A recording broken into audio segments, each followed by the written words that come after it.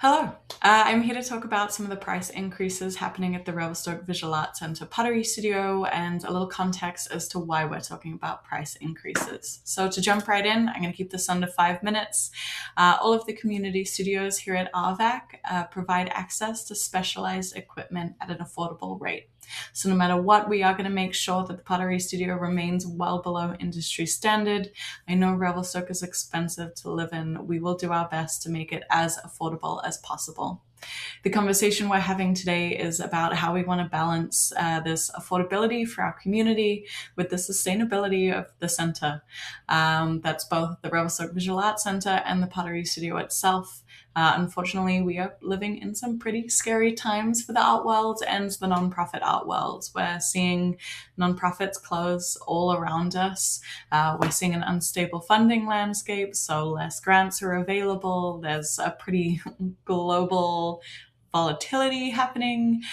So we're just making sure that we're stable and able to weather those changes and that we're here for a long time to come. So I appreciate you putting feedback and helping us find that healthy balance. So in every option we talk about today, each option includes hiring a studio technician. We're at the point where this is no longer optional. We need someone in there making sure that the space is running, making sure things are being looked after. The question is more, how many hours can we afford and how are we going to fund those hours?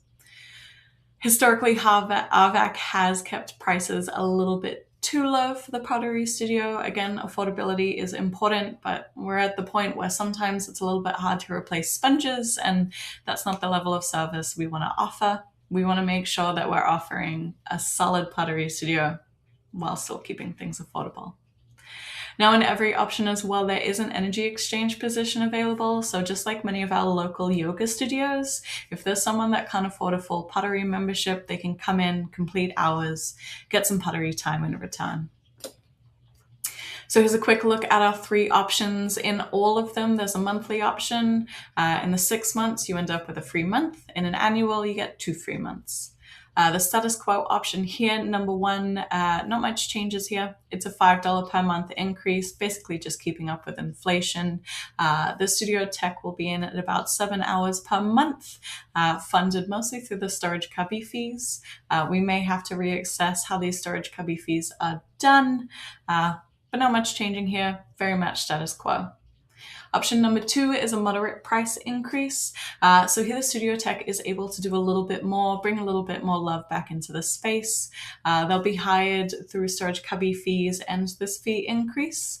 And it really increases the quality of what we're offering. So at this rate, the studio tech has more hours. They can come in, they can fire more regularly to relieve some strain from our volunteers.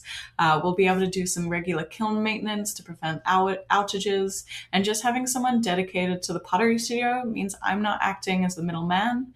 Things get ordered faster, things get done faster. There's someone just in the space looking after everything.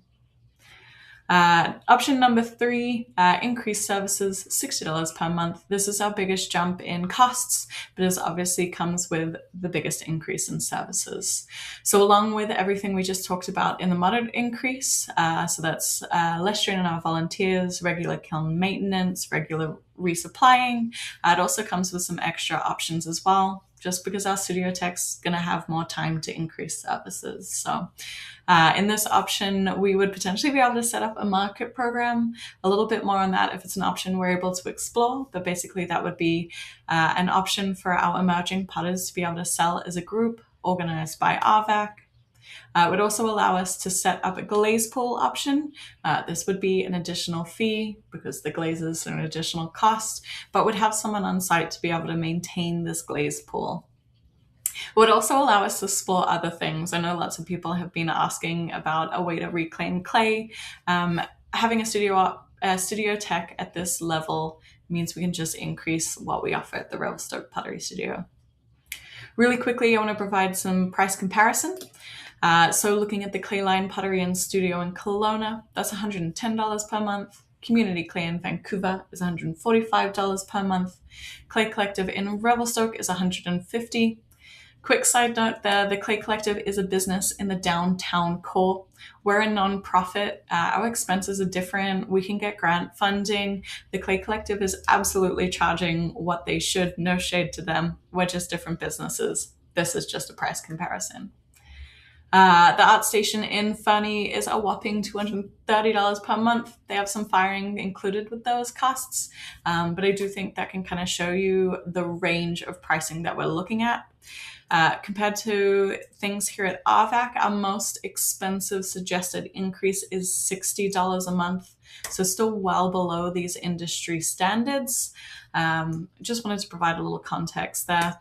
I really appreciate you taking the time to watch this, get a little bit more context, and help us shape the future of the Pottery Studio. If you have questions, please reach out. Please leave comments. I appreciate your feedback.